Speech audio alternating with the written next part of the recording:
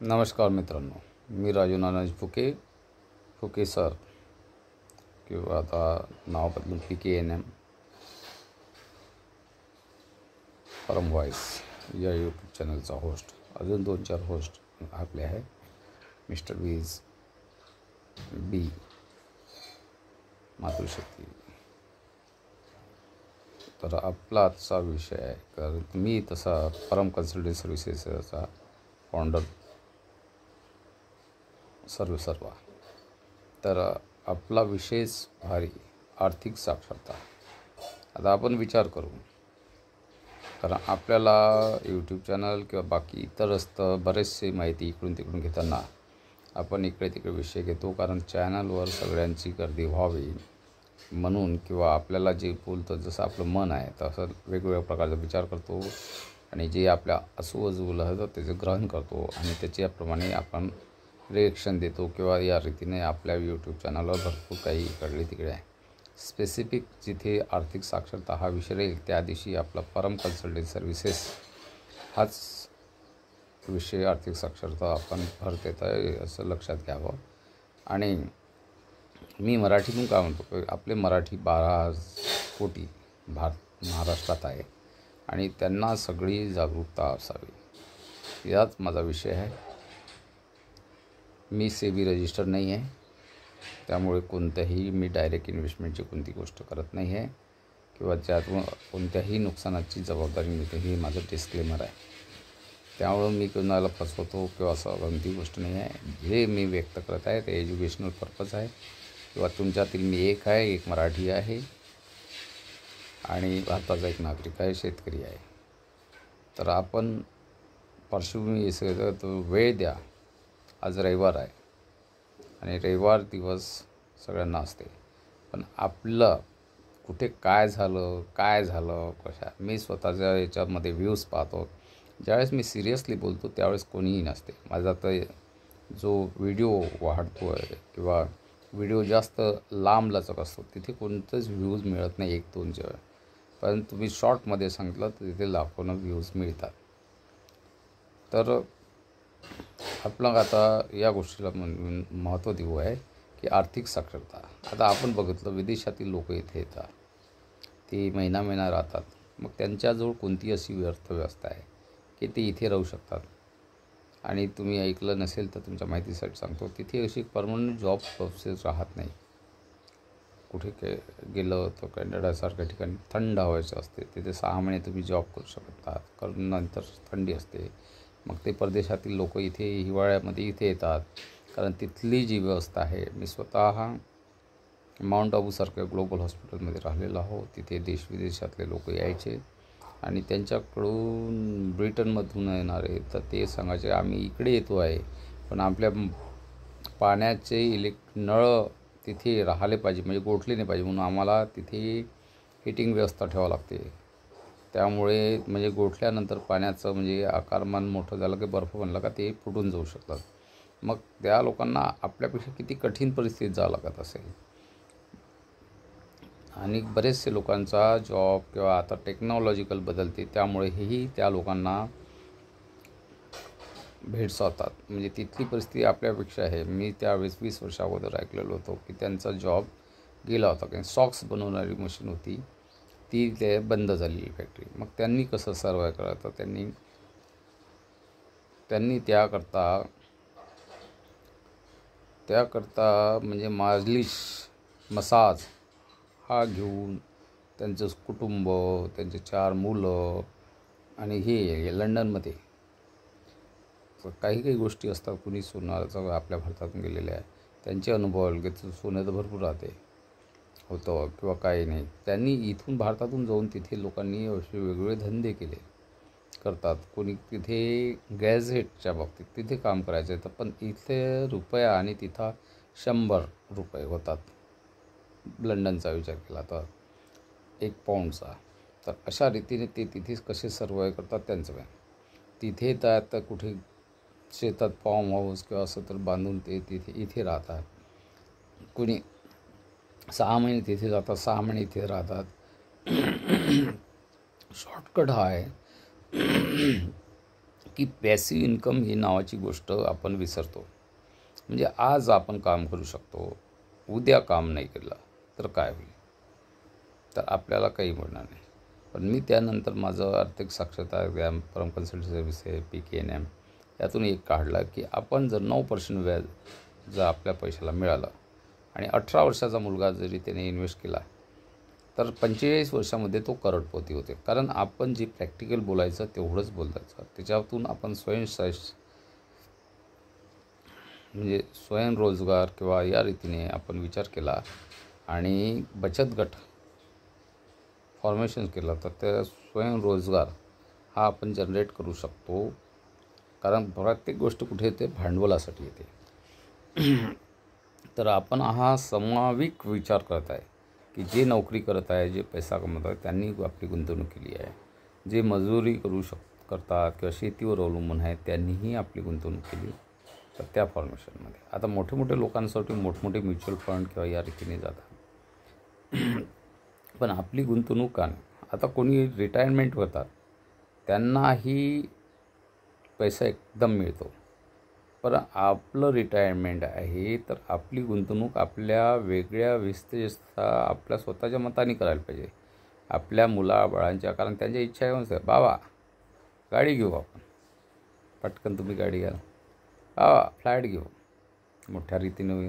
पण फ्लॅटमधले तुम्ही इन्व्हेस्टमेंट करता का तुमच्यात किती रिटर्न्स होतो? त्यानंतर काय, बाबा मोठं घर बांध.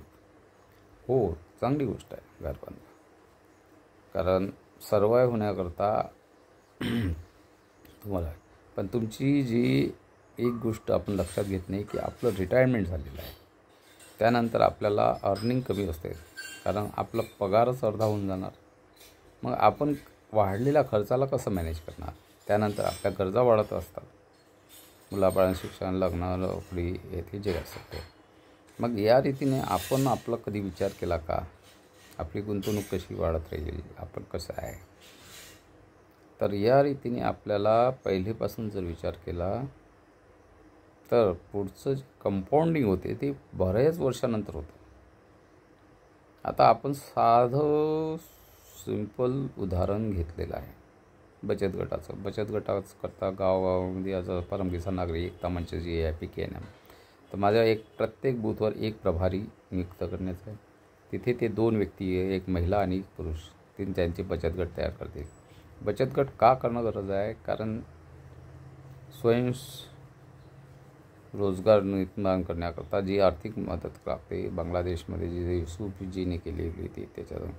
पण ही जी मी एक छोटीशी सगळ्यांना विनंती का करत आहे, 50 रुपये रोज मोठी गोष्ट नाही आहे, 1500 रुपये महिना मोठी गोष्ट नाही. पण अशी एका वर्षामध्ये 18,000 रुपये होतात महिलांकरता विशेषतः, आणि 10 वर्षाने 1,80,000 होतात. तर आता प्रायव्हेटमध्ये कुणाला रिटायरमेंट नाही राहत, पैसा नाही राहत आणि गरजा वाढत राहतात. आणि 60 वर्षानंतर आपण रिटायरमेंट घ्यावंच लागते किंवा असं होऊ शकते किंवा आपल्याला काम करू शकते नाही, ते ह्या प्रत्येकाने लक्षात घ्यावं. त्यामुळे सुरुवातीला जी बचत करायचं, आता जो कोणी म्हणे महिला आम्हाला काय लाडकी बहीण महाराष्ट्र सरकारने सुरू केली, 1500 रुपये तुम्हाला तसे मिळतात, ते तुम्हाला भविष्यात गुंतवायचे आहे. त्यानंतर बरेचसे फायदा होता की इथून बोलून मी कमिटमेंट जे बोललं ते झालं पाहिजे. त्यानंतर तुम्ही माझं आहे त्यानिमित्त मी एक छोटीशी हे केली आहे, परम कन्सल्टन्सीचे 500 रुपये फी. कारण मी पहिल्यांदा एकमध्ये 1 रुपया रोज आहेत, पण ते लोकांना समजलं नाही किंवा लोकांना ते इच्छुक असलं नाही. त्यानंतर मी ती बाजूला ठेवलं आणि 365 तसेच होतात. आणि जे काही सर्व्हिस चार्ज, जे टॅक्स पुढे लागणार आपल्यापर्यंत, तर 500 रुपये आपण रजिस्ट्रेशन किंवा सुरुवातीला एक फी म्हणून घेऊ. दरवर्षी ती आपण घेणार, कारण पैसा हा लागणार आहे. तुम्ही म्हणाल की नाही मला फुकटात पाहिजे, तसे होत नाही. आणि कोणाला न कोणाला श्रम करावं लागते. तुम्ही जसं आता इन्शुरन्स पॉलिसी केली, LICवाले तुम्हाला इन्शुरन्स देत, कारण त्यांना जे काही 10% 20% जे काही भेटत असेल का त्यांचा, कारण त्यांनाही खर्च असतो. पण तुम्हाला कोणी नॅशनल किंवा ओरिएंटल इन्शुरन्सची पॉलिसी देणार नाही, ज्याच्यामध्ये तुम्हाला बिमार पडलं तर काही फायदा होईल, ॲक्सिडेंट झालं काही होईल. कारण गव्हर्नमेंटने तुमच्या सगळ्या सोयीसाठी बऱ्याचशा योजना केलेल्या असतात, पण त्याचा काही फायदा घेता नाही. आपलं इथे बचत म्हणूनच आहे. आणि ही बचत कोणत्या रीतीने आपण केली तर पुढचं आपलं भविष्य कसं चांगलं होईल, या म्हणजे आर्थिक साक्षरता, फायनान्शियल प्लॅनिंग असं आपण त्याला म्हणू शकतो. मी इथून सर्वसामान्य माणसापासून तर उच्चभ्रू डॉक्टरपासून तर सगळ्या इंडस्ट्रीयलपासून, आता तुम्ही म्हणाल की आपलं फायनान्शियल चुकलं तर काय होतं, तर बंदुकीची गोळी इथे अँगल 1 mm केला तर तिथे 2 किलोमीटरवर कितीतरी अंतर होतं. स्वतः NCC असल्यानंतर होतं की आमच्या टार्गेटवर पोचू शकत नाही. तसं जीवनाचं होतं. आपण आपल्या भारतामध्ये पाहिलेलं आहे, माननीय अनिल अंबानी साहेब, त्यांचं उदाहरण, फायनान्शियल कुठे चूक झाली, काय झाली, किती विस्तार, काय आहे असं, तर आपण भविष्यामध्ये कुठे आहे. तर याच्यामुळं कोणी असं म्हणू शकत नाही की मी सगळ्यात हुशार, मी सगळ्यात श्रीमंत. एक वेळ ते टॉपवर होते. मग आपण का कुठे कमी पडतो का नाही, तर ही जी सर्व भूमिका आहे मी घेतलेली आहे, ही लहाण्यापासून तर सगळ्यात मोठ्यापर्यंत आहे. आर्थिक साक्षरता विषय आहे, जाणून घेण्यास काही हरकत नाही. पण आपली परम कन्सल्टन्सी फी आपण मिनिमम 500 रुपये ठेवलेली आहे, जे वार्षिक आहे. आणि त्यानंतरच्या आलेल्या वेगवेगळ्या खर्चाचे, कारण इंडिव्हिज्युअल जर काय असेल तर त्यावर वेगळं राहील. तुमची आपलं एक आहे की पहिले फीस, नंतर आपण बोलू. जे जनरल बोलत आहे ते बोलत आहे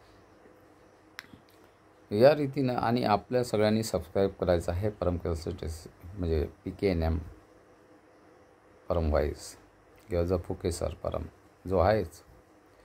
तर या रीतीने ही केल्यानंतर मग आपल्याला कसं बचत करता, काय करता येईल, त्यानंतर आहे आपलं इन्व्हेस्टमेंट कसं आहे, आपलं कोणते आहे, कुठे कुठे आपलं चुका होतात, आपला पैसा कुठं जातो. आता सगळ्यात गोष्टी आहे आपण रूढी म्हणजे कुठे आहेर घेतला पाहिजे, हे घेतला प्रेझेंट घेतला, पण त्याच्यावर होतो का, ही पद्धत कशासाठी तयार केलेली आहे. लग्न करायचं तर म्हणजे भरपूर मोठा खर्च करून करायचा का, आयुष्याची जमापुंजी गमवायची का, कोणतं कार्यक्रम घ्यायचे का, याच्यातून आपल्याला बचत कशी वाढता येईल आणि उत्पादक कामाकरता आपला खर्च होतो का, या सगळ्या गोष्टीचा आपण विचार करायला पाहिजे. आणि काही गोष्टी आहेत ज्या सामाजिक आहे, ज्याच्यामुळे येणे, त्यामुळे आपण आपल्यावर लक्ष घालून त्या रीतीने कुठे कमी करायचं ते बघायचं आहे. त्यानंतर येणारी पिढी, कोणी म्हणतात नोकऱ्या लागणार नाही, मग नोकऱ्या लागणार नाही तर आपल्या जो बचत आहे का, आपल्या मुलांना उद्योगधंदा करण्यासाठी काही आपण पुढे मदत करू शकू का, आपलं आयुष्य किती वर्ष आहे, आता आयुष्य वाढत आहे, मग त्या प्रमाणात आपली बचत झालेली आहे का. 60 वर्षानंतर हात पाय हलवण्याची आपली ताकद कमी होते. पण आपल्या मनात असते की आपण चला फिरून येऊ. कोणी एका मित्राने म्हटलं चला गोवा फिरू, हो एकाने वाजवलं का आपले पाय नाचायला लागणारच, पण ते आपल्या उपयोगाचे आहे का. आपण आजूबाजूला आपले पिकनिक स्थान बनवू शकतो. खूप लोक न गेलं तर तिथे एक सर्वसामाजिक, म्हणजे आता मित्र असेल ते असेल तर तिथे एकत्र येऊन आपण भेटू शकतो. त्यासाठी खूप मोठे एन्जॉयमेंट करण्याची गरज नाही. मी राहतो ते आजूबाजू सातपुडा आहे, मी राहतो माझ्या खेड्याजवळ गाव आहे, तिथे आहे माझ्या शेताजवळ पहाड आहे. अशा या पावसाळी वातावरणात आपण आल्हाददायक वातावरण राहू शकतो. पण आपला हा नंतरचा भाग आहे, आपण गुंतवणूक कशी करायची, आपली बचत आहे. तर सगळ्यात पहिलं बचतीचं मुख्य आहे आपलं सेविंग. तुमची बचत असेल तरच तुम्ही गुंतवणूक करू शकणार ना. तुमच्या जो बचतच नाही आहे तर गुंतवणूक कुठून करणार. आणि आहे तो पैसा व्यवस्थित राहील तर होतं. पहिले जुन्या लोकांनी काय केलं होतं की आपण 1-1 ग्राम सोना घेऊ. त्यांनी कोणतेही स्थिरता, म्हणजे ज्या स्थितीने स्थिर आहे. भारतातलंही पहिलं धोरण जे होतं की सोन्याच्या भावामध्ये घ्यायचं, कापड गेला तर तितक्याच रुपयाचं सोनं घ्यायचं. तर त्या देशामध्ये आपली जो जी उन्नत टेक्नॉलॉजी, ती कपडे तयार करणं, हातमाग, हे ते सगळं, तर त्यांनी भारताने ते आपण म्हणून सोन्याची चिडिया म्हटलं काय. पण आपण ते विसरलो. सोनं 5,000 असताना कोणी घेतलं नाही, प्रत्येकानं गरजा होते. आता सोन्याच्याच भावात बोललं तर शेतकऱ्यांची जी आहे, आता आपण मुद्दा घेतला की तूर डाळ ही 2004मध्ये तूर ही 30 रुपये किलो होती आणि सोन्याचा भाव 5,000 रुपये. आता तुरीचे भाव हे 60 रुपये किलो झालेले आहे आणि सोन्याचे भाव 1,00,000. जे जास्त कमी आपण तुलनात्मक करू तर 20 रुपट सोनं वाढलं, पण तूर वाढली नाही, तशी नाशवंत असतेच. पण जे खर्च करून ज्या शेतकऱ्यांनी सोनं विकून तूर पेकली, कोणताही शेतीमाल पेरला, त्याला तितका रिटर्न मिळत नाही, म्हणजे शेती का घाट्यात पडली आहे. त्याच्यामुळं तर मला तिकडे जायचं नाही आहे जास्त. तर आपण गुंतवणूक करणे महत्त्वाचे आहे. समाजातील सर्व स्तरातून गुंतवणूक करणे आहे. त्यानंतर बचत गटमार्फत करणे आहे. तर आपण संघिक राहू. कारण कोणताही व्यवसाय करताना जसं दुकान लावलं तर कमीत कमी 3-4 लोक असल्याशिवाय दुकान चालत नाही. म्हणजे कुठं कोणतं काम राहते, कुठे माल घ्यायला लागतो, कुठे आहे. काही काही लोकांना मग नोकर ठेवावं लागतात, पण त्या गोष्टीला त्यांना पगार द्यावा लागतो. मग आपण या रीतीने आपण ज्यावेळेस बचत गटामार्फत सगळं करतो तर एकमेकाचा उपयोग होतो. आता घरी घरगुती स्त्रिया राहतात, महिला राहतात, त्यांना बराचसा वेळ मिळत असेल तर त्यातून ते करू शकतात. संघिक कार्य होते, त्यातून त्यांचं बचत गटात होते. आता बचत गटाचं महिलांचं उदाहरण दिलं तर माझ्या मताप्रमाणे 50 रुपये गुंतवणूक केली तर महिन्याचे 1500 होतात रोज.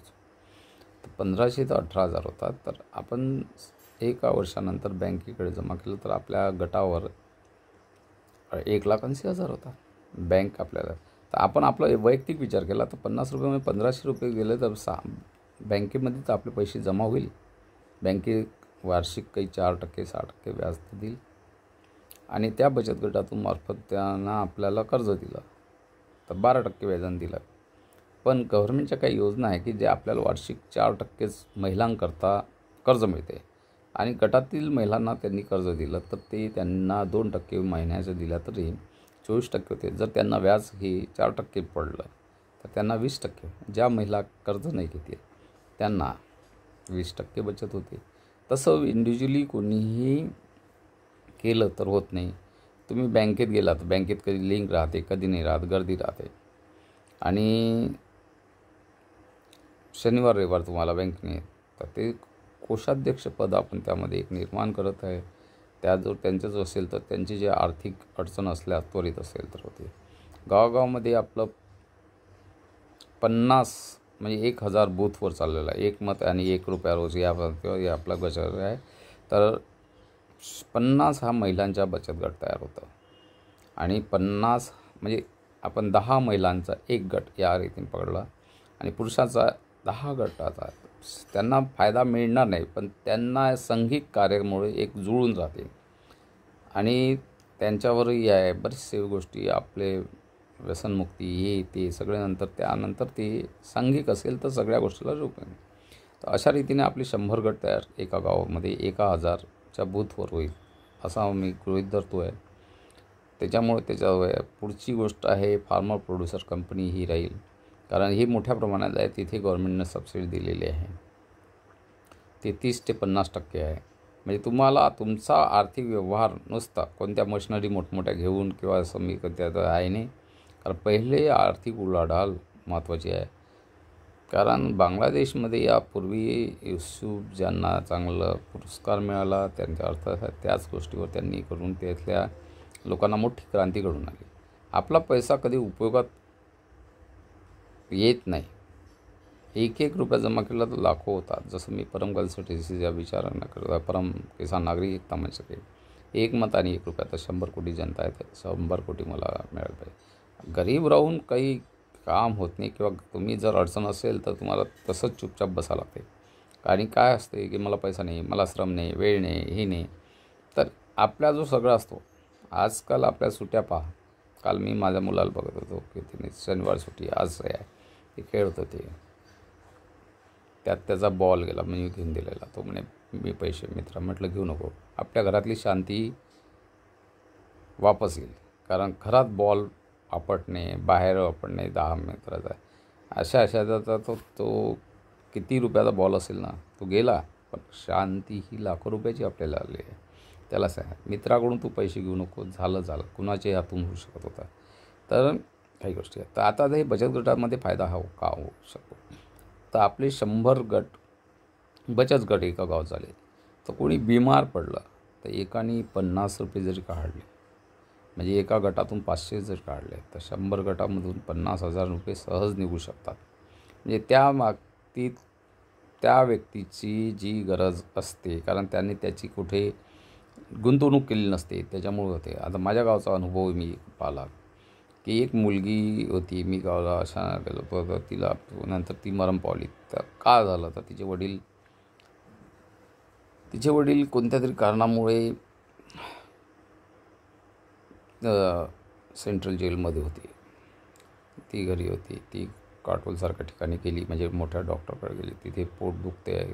ती आली घरी. तिच्या जो काही व्यवस्था नसेल तर तिने कोणाला सांगितलं नाही आणि ती एका दिवसात अपेंडिक्स फुटल्यामुळे काय झालं तिला. तर मला विचार आला की ₹1 आपण जमा करू शकलो होता. 1000 वस्तीचं गाव आहे. 1-2 रुपये करू शकतो. 4-5 रुपये जर केलं आपण तर 3-4 हजार होते. वरुडसारख्या ठिकाणी चांगल्या डॉक्टरकडे आपण ऑपरेशन करू शकलो असतो त्यांचं, किंवा वेळेवर आहे. तिची आई असेल तिला मदत दिली असती. त्या रीतीने गाडी देण्यासाठी ₹1000 कोणी असं चालू गाडी घेऊन घ्या, गाडी म्हणजे संघिक, किंवा त्या गावामध्ये एक हेल्थ मिनिस्टर मोठ्या प्रमाणात असं गावात एक आर्थिक म्हणजे हेल्थ व ते व्यक्ती जबाबदारी घेणार आहे ते घेतलं असतं त्यांच्या मार्फत. म्हणजे आपण या रीतीने छोट्या रुपया जमा करून, नाही तरी तसे लग्न करणे किंवा मोठे जेवू घालणे, कार्यक्रम करणे जे रूढीने लावतात. आता गणपतीचा उत्सव झाला तर आपल्या विषय वेगवेगळे, पण आपण त्या पोल्युशन करतो, हे करतो, याचा कधी विचार केला नाही. एक गाव गणपती हे जे सगळं झालं आहे. तर आपण सामाजिक कार्यकर्ता ज्यावेळेस गावाच्या भल्यासाठी, आपल्या वैयक्तिक भल्यासाठी आपण एकत्र येऊन मोठं कार्य करू शकतो.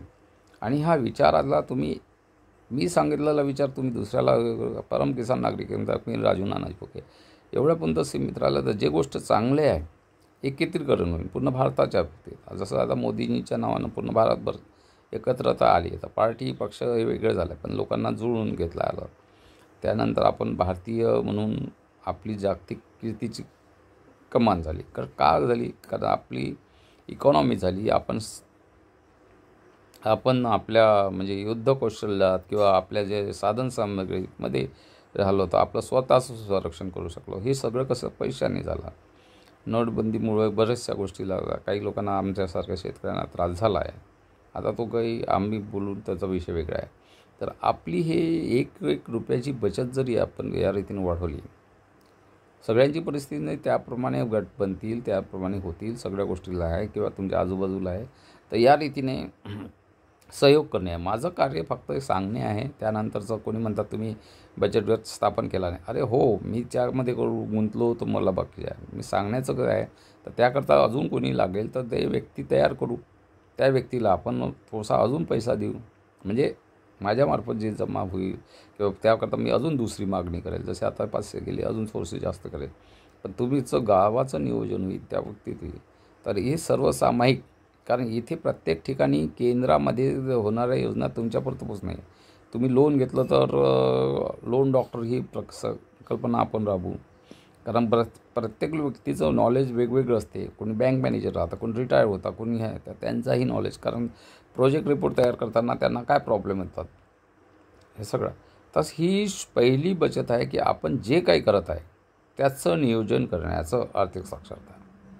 ते तुम्ही इंडिव्हिज्युअल करा, गटामार्फत करा, तुमच्याजवळ राहा. कारण मी कोणत्याही गटाचा अध्यक्ष, सेक्रेटरी या गोष्टीला राहणार नाही आहे. कारण ते फक्त माझं परमराज, त्यानंतर तिथला पिनकोड नंबर, त्यानंतर तिथले गट किती तयार होतील 100 तर शेवटचे 2 आकडे 99 पर्यंत राहील. आणि हे सर्व संघिक होईल. कुठे कोणत्या गोष्टीच्या योजना आहे त्याने. कारण मी या बाबतीत स्ट्रिक्ट राहणार आहे. कारण कोणी जर फ्रॉड्युलंट व्यक्ती आहे तर त्या गटात किंवा कोणी व्यसनी व्यक्ती आहे तर तो गटात नसावाच अशी माझी नम्र विनंती राहील. आणि जो कोणी असं काही असेल तर तुला कोणत्याही भारतातल्या कोणत्याही गटामध्ये स्वीकार होणार नाही. फुल अँड फायनल अथॉरिटी माझी राहील असं मी समजतो. तुमचा सगळ्यांचा विश्वास आणि सगळ्यांचा असेल तर तुम्ही तुमचे गट तयार करणे, तुम्ही तुमचे बँकेत जाणे, तुम्ही त्यांच्याकडून 31 मार्क आहे त्याचं ऑडिट करून घेणे सगळं आहे. त्याच्यानंतर पुढचं काय करायचं आहे. आणि जर मतं काय म्हणतो की तुम्ही जर ग्रामपंचायतच्या पासून सरपंचाच्या पंचायत समिती आणि येत्या जिल्हा परिषद यामध्येही तुम्ही तुमची व्यक्ती जर त्यामध्ये ठेवली नाही तर तुमच्या ज्या गटावर योजना येणार आहेत त्या तुम्हाला मिळू दिल्या जात नाही. त्यानंतर महिलांचं आहे. 33% स्थानिक स्वराज्यामध्ये, आता 50% स्थानिक स्वराज्यामध्ये महिलांचा आहे. तर महिलांचाही सहभाग ग्रामपंचायतच्या सरपंच सदस्यापासून तर पंचायत समिती, नगर परिषद या सगळ्याचा मी महिलांना समोर ठेवण्याचा माझा उद्देश आहे. फुल अँड फायर. तर जसं एक प्रभारी राहील प्रत्येकाच्या 1000 मतावर प्रभारी, नंतर त्यांचं हे आहे त्या एक महिला एक पुरुष, ते त्यांचे गटपती महिलांचा या रीतीने आहे. आणि काही काही ठिकाणी जिथे आवश्यकता असेल तिथे. आणि आपली आर्थिक साक्षरता शिकवणे हे ते सगळं राहील. सरळ आहे. नॅशनलाइज बँकामध्येच तुमचे खाते उघडले जाईल. त्यांच्याच गव्हर्मेंट सर्व्हिस जे देते तिथे तुम्हाला व्याजाचा दर योग्य मिळेल आणि त्याच्यातून गव्हर्मेंटच्या योजना, सबसिडी हे सगळं होतील. त्याचं सगळ्याचं नियोजन तिथले ग्राम पातळीवर, बूथ पातळीवर करणे त्यामुळे प्रभारी आवश्यक राहील. असं हे सगळं आहे. आता सगळे भाषण मी आता इथेच संपवतो. धन्यवाद. संपर्कामध्ये कॉमेंट्समध्ये जरूर टाका आणि हा व्हिडिओ लांब होत असेल तर बघा. आणि आपण हप्त्यातून, महिन्यातून या रीतीने सगळं, कारण मी प्रत्येक गावात पोहोचलो पाहिजे. तर माझं वय आता 60च्या घरात पोचलेलं आहे. मग अशा रीतीने सगळ्यांकडे जाणे, सगळ्यांकडे. आणि वाहन तुमचे कार किंवा त्या गाडी, पेट्रोल, डिझेल, ड्रायव्हर हे सगळ्या गोष्टी तिथं. आता यूट्यूबसारखं चॅनल असल्यामुळे आपण प्रत्यक्ष बोलू शकतो, लाईव्ह येऊ शकतो. कारण आपल्या यूट्यूब चॅनलवर PKNM 24 लाख व्ह्युअर्स झालेले आहेत. ह्या सगळ्या गोष्टीला आहे. पण जे स्थानिक आहे ते प्रभारीमार्फत तिथे करायचा. जे कॉमन प्रॉब्लेम का तुम्ही उतरल्याशिवाय पाण्यात उतरायचं तर सगळ्यांना पोहणं येत नाही. पहिले नाकात तोंडात पाणी जाते. मग आपण करून पहा. आधी करावे, त्यानंतर येते अनुभव. मग आपल्याला छोट्या छोट्या प्रमाणात, पण आपण मिनिमम 50 ठेवलेले आहे रोज म्हणजे 1500 रुपये रोज ज्यांची आहेत. आणि ह्या आपण बचतीचं धोरण ठेवलेलं आहे. त्यानंतरचं स्वयंसहायता बचत गट हा उद्देश आहे. त्यानंतर कोणते उद्योग कसे करता येईल ते नंतर वेगळे पाहू. पण पहिल्यांदा आपल्याला साधी बचत करणे आहे. धन्यवाद. जय हिंद, जय भारत.